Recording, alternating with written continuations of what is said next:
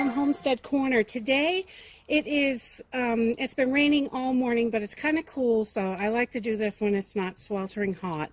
So I am harvesting some of our comfrey, and we want to preserve it so it will continue to grow all summer and it will flower because the flowers are also usable. So how we're going to do this is we're going to go down, and I don't know if you can see this. Let me adjust this. Okay, so we're going to go down in by the bottoms of the plants, and we're just going to cut our leaves with the stems, and we want to leave this centerpiece in the where it's budding out and still growing in the center. We don't want to just cut it right off because then the plant won't flower this year, and we want to make sure that it does flower. So we're just taking some of the leaves off the outside, and we want to leave quite a bit so it's still intact. But these smaller leaves are really nice. I like to harvest a few times a year from my plants. The smaller leaves are really nice. They're full of nutrients.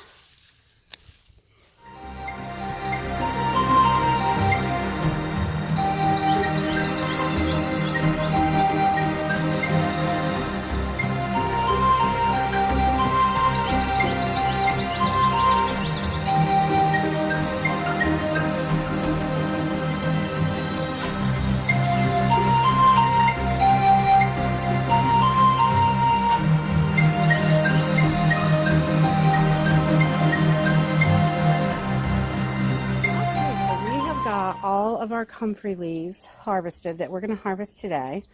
Got a little basket full, and I'll bring these inside and I'll show you how we're going to clean them up and get them drying. All right, so we got our comfrey leaves all harvested, and we need to give these a quick wash. They get little like pieces of, they have this little fur on them, and little pieces of everything stick to it. I'm not sure if you can see that. Maybe I can get this in here, but can you see those little hairs?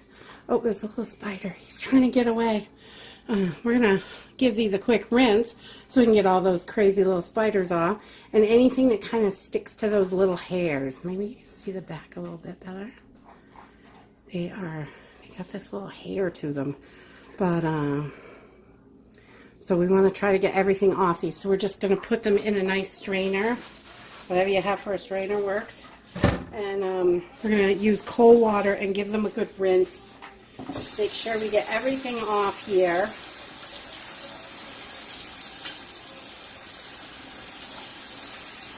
Let's just give them a full shake. And we'll throw them over on a towel over there. So you just want to make sure there's no bugs or anything, any dirt sticking.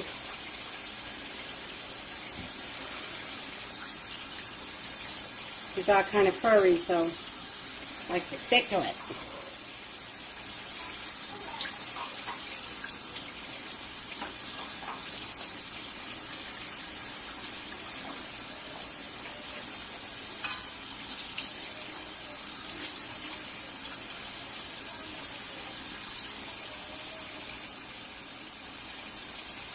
So we have our comfrey all washed, and we got all the little bugs off and any dirty stuff that we could see. So we're just going to take another towel over the top of this. You want to use nice clean towels and just kind of rub them around a little bit. You want to get as much water off as you can before you hang them up.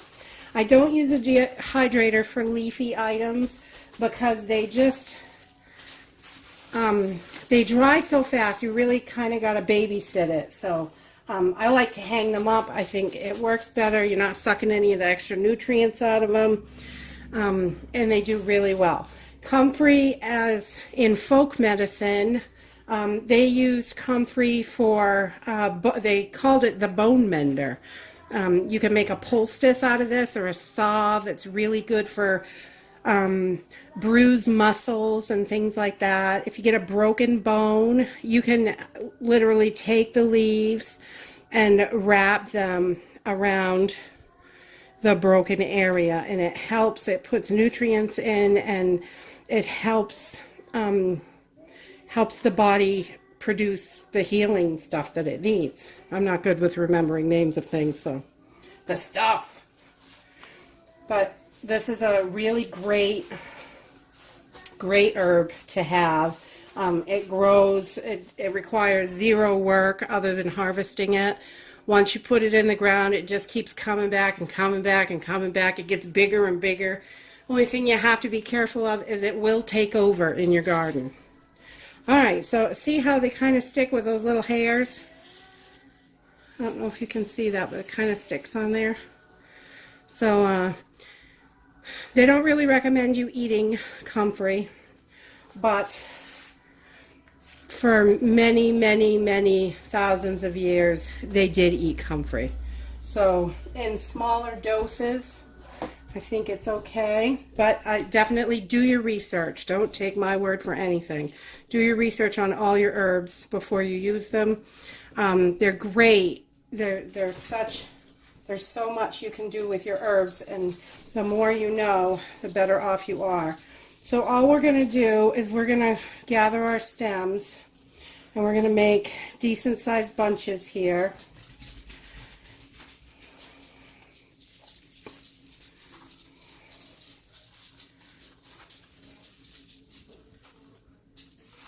So probably like that. That's probably a pretty good bunch. Not too huge, but you want plenty of air to be able to flow through them.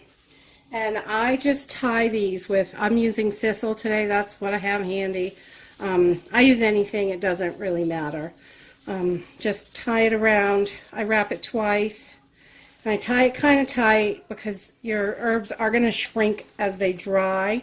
So you don't want them falling out all over the house and losing them, so you want to keep them in there pretty tight. So I put 2 knots, and then I pull my string up and give it a tie in the top so I can hang it on a peg in the living room from the rafter wood thingies in on the ceiling. But so they're going to hang like that. Just going to get a couple more of these done up real quick.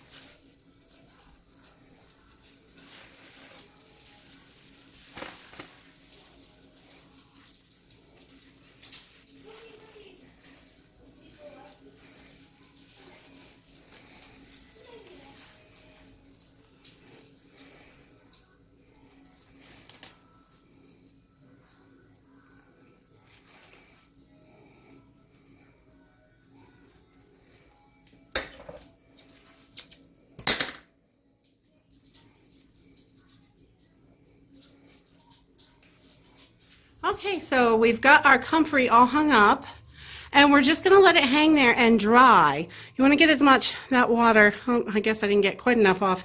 It's going to drip a little on the floor, but that's okay.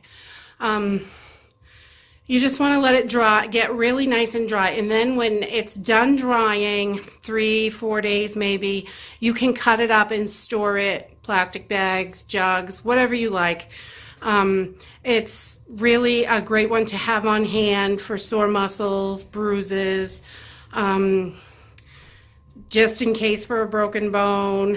We always hope that there's none of those, but just let them dry right up. Short, sweet, easy to do, and then you have it when you need it, and it's really wonderful. If you like this video, give us a thumbs up, subscribe. See you in the next video. Bye.